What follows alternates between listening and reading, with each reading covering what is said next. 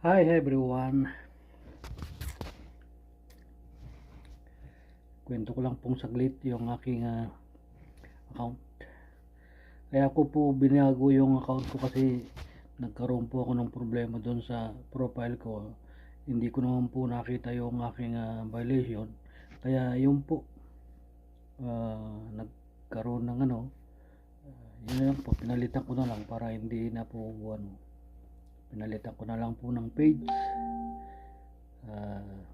Dante VIP page na lang nilagay ko kasi po mahirap, baka mamaya kung ano pang maiano ko sa akin ni Boss Meta. Kaya yun po, binago ko na lang. Kaya pinahalam ko na po kagad sa inyo dahil mahirap na po mamaya hindi nyo nakalaman kagad. Yun po, maraming salamat po.